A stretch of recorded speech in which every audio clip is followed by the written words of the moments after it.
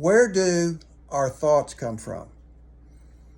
Now, a lot of this is going to be my personal opinion, but I believe our thoughts come from ourselves, the devil and his helpers, and God. And I'll expand on that in a second. But first, a verse from the Bible which talks about our thoughts.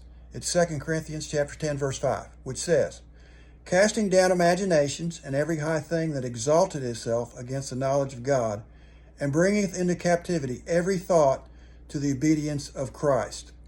So every thought we have, we should screen with the New Testament, what's good, bad, what's right and wrong, and have our thoughts line up with what Jesus Christ wants them to line up with.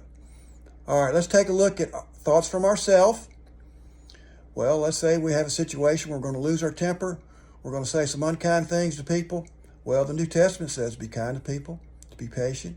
So we should take that thought and change it and not do what our thoughts are trying to get us to do. We can also have thoughts from the devil. I believe that based on the Bible. If you look at Acts chapter 5, verse 1 through 10, you can see where the devil put thoughts into a Christian couple's mind.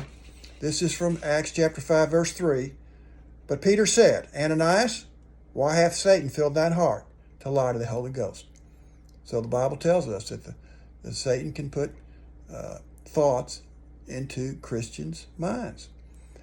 We also know from John chapter 13, verse 2, that Satan put thoughts into Judas's mind. Now, the last source is from God. Well, that would make sense. Once we trust Jesus and Him alone and nothing else for our salvation, God comes to indwell in us. That's specified at 1 Corinthians chapter 3, verse 16. What's He doing inside of us? He's working. Look at Philippians chapter 2, verse 12 and 13. This is what 13 says. "For it is God which worketh in you, both to will and do of His good pleasure." I believe that God is going to try to put good thoughts in your minds and try to point you in the right direction. For example, I believe, can't prove this, I believe He intersperses His thoughts with our thoughts. In other words, we can't, most of the time, distinguish between our thoughts and God's thoughts. I also think that sometimes we get thoughts from left field, which I think many times are from God. For example, I'll give you two examples. How many times do you go into your vehicle and you're about ready to start it and you just remember something you left in the house?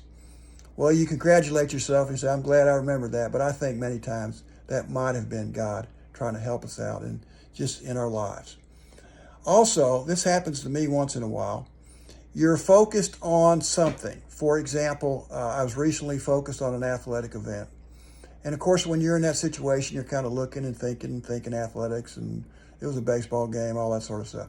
All of a sudden, I got this thought from out of the blue, out of the left field, we'll say, to witness to an acquaintance of mine, which I hadn't seen in months, which I eventually did. But I think thoughts like that are from God many times. So bottom line, we get thoughts from ourselves, the devil, God. We have to screen all the thoughts and make them line up with the obedience of Christ and do the right thing.